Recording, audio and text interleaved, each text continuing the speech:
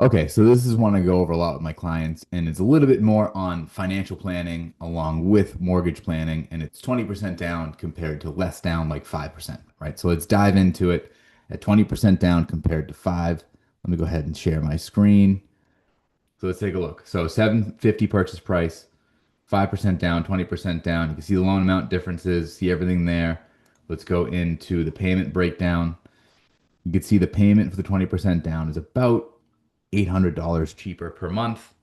And then from there, what I did for math was, well, what if you went in and you started to put some money into investment accounts, right? So if you're doing the 20% down compared to the 5%, at 20% down, your benefit is the monthly savings and your starting point of equity and total interest. But in reality, when you're really trying to compare the two and you have the money available to do 20% or 5, you need to also wrinkle in what do you do with the money when you save it monthly and or you save it up front, because that's the starting point of the 5 and the 20%, right?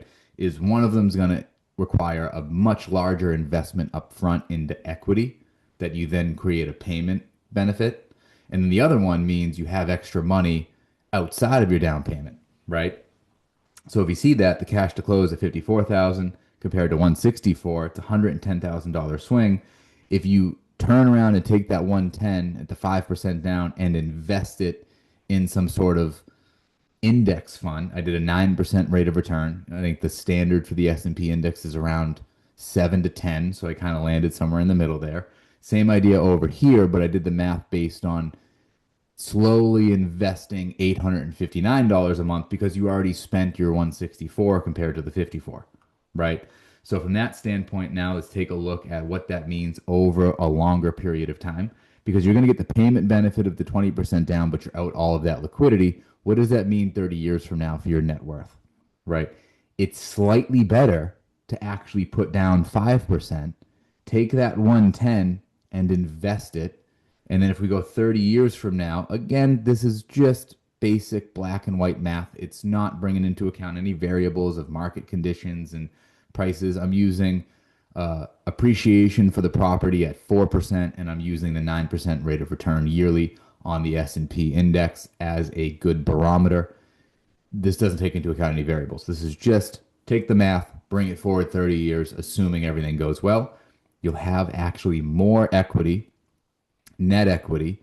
You'll have more net worth, at least from that standpoint, based on the fact that you'll have a bigger starting point of a balance growth, even though you have a higher mortgage payment, right? That's really the big difference is if you're someone who has 5% and 20% as an option and also has the available budget to accommodate either payment and it's becoming a financial decision, this is the type of math you want to do, right? And then you could sprinkle in also, well, how long do you want to live in the house, so on and so forth. But for today, this is just quick math.